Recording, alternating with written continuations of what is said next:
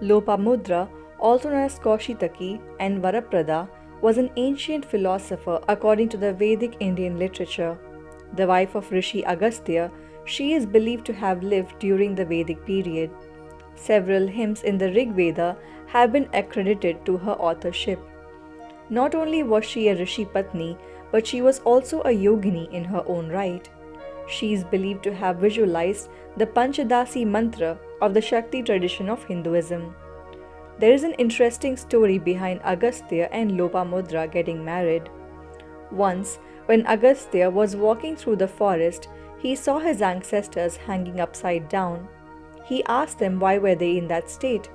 They replied that only when a son of Agastya is born, they would be allowed to enter into heaven, and suggested Agastya to get married at the earliest. Agastya understood why he should get married, but wondered which woman would agree to marry a physically unattractive ascetic. But he decided to try anyway, so he started creating a woman of rare beauty and intelligence for himself. He did this creation from the most graceful parts of various creatures, possessing utmost beauty, like from the eyes of the doe, the grace of the panther, the slenderness of the palm tree, the fragrance of the champak flower, the softness of the feather of a swan's neck. The aim was to create a girl who would eventually beget a son for him. At that time, the king of Vidarbha was childless and was doing penance to the gods to seek boon of a progeny. Agastya bestowed his creation of child to the king. The ecstatic king raised the child amidst hundreds of maids who were at her beck and call. As the child emerges into the world in glowing beauty, the king called the Brahmins to bless the child. The Brahmins named her Lopamudra. As the creation was done due to the loss of parts of various creatures, the girl was named Lopamudra, Lopa meaning loss and Mudra meaning parts. She grew up to be beautiful, learned, and a devoted daughter, and the king wanted her to get married when she came of age. When she grew of age, Agastya then approached the king and demanded his daughter's hand in marriage. The king was in two minds. On one hand, he didn't want to give his daughter, who was brought up in princely comforts, away to this ascetic and a forest dweller. But on the other hand, he was also scared of the power of Agastya, fearing his curse if he denied the sage. So eventually, the king gave his daughter's hand in marriage to him. Lopamudra agreed to wed him and left the palace to live with him in his ashram. Once married and taken to the forest to live with him, Agastya told Lopamudra to discard all her royal attire and ornaments and wear clothes fit for an ascetic's wife. She obeyed her husband and wore rags, deerskins, and bark for her clothes. She dutifully, respectfully, lovingly, and willingly served Agastya in his religious practices and penance. Her asceticism through tapas matched Agastya's. In the ashram, Agastya remained aloof from Lopamudra, remaining detached and focused on his austerities. Though she was beautiful and charming, he refused to be swayed by her. However, one day he saw her swimming naked in a lake. Her beautiful body and sensuousness attracted him. Some other versions say that Lopamudra came to the rishi and expressed her desire to start a family and reminded the rishi of his marital responsibilities. At this point, Muni Agastya also thought of the promise he had made to his ancestors to beget a son. He then wanted to make love to his wife. Lopamudra, however, kept a condition that she would sleep with him only if he gave her all the princely comforts and wealth that she was used to prior to getting married. Muni Agastya pleaded that he was an ascetic and would never be able to break the years of asceticism only to gain material wealth. Lopamudra, however, was firm in her decision and argued that using his great ascetic powers, he could gain anything in this world. In that way, she persuaded him to go in search of riches.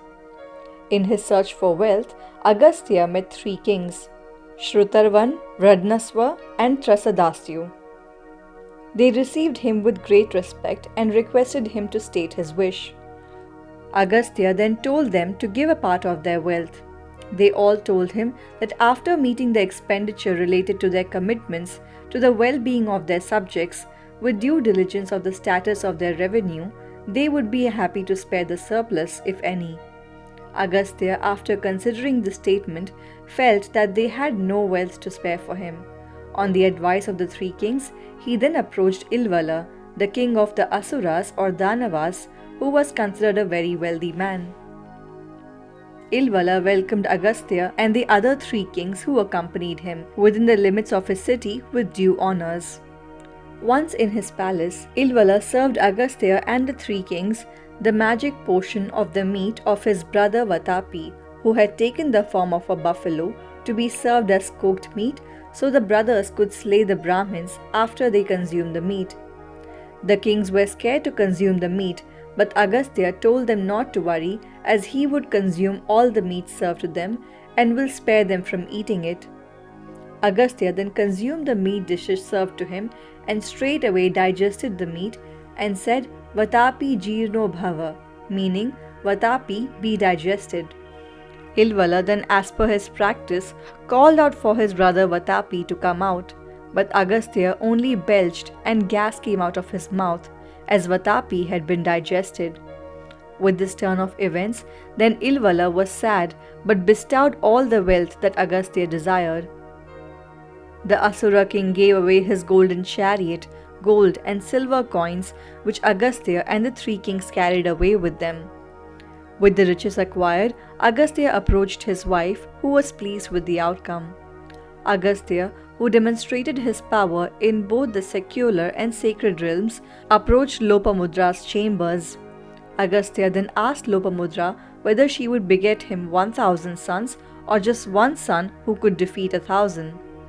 Lopamudra then told Agastya that she would prefer to have only one learned son against 1,000 evil ones.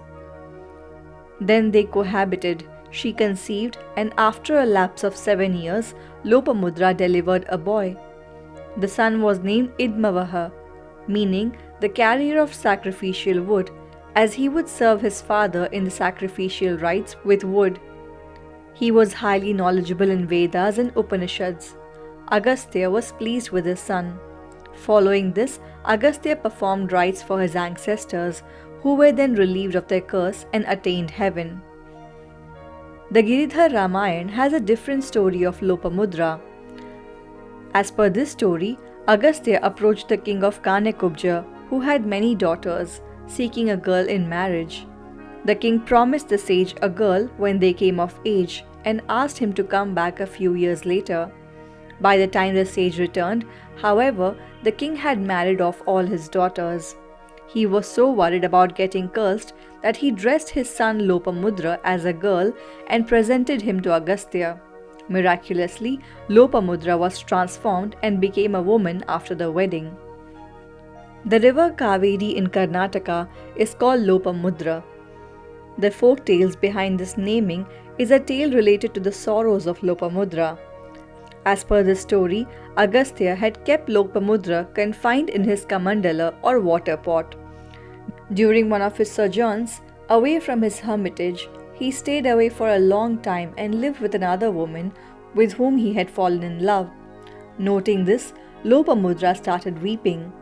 Then Lord Ganesha, who was passing by, heard her cries and released her by overtuning the vessel in which she was confined. She flowed out as the river Kaveri. There is another version to the story that says that Lopamudra was reborn as Kaveri. As per the story, Lopamudra married sage Agastya on the condition that he would not leave her for too long or she would forsake him. One time, the sage was having a lengthy discussion with his disciples and he had a prolonged absence from his wife. Lopamudra angrily admonished her husband and turned away in fury. As the sage pursued his wife, she jumped into a divine tank at the top of the Brahmagiri hill, being reborn as the Kaveri, and disappeared underground before reappearing at Bhagamandala and flowing east towards the ocean. Goddess Kaveri is said to be dear to Shiva, Vishnu, Lakshmi and Parvati.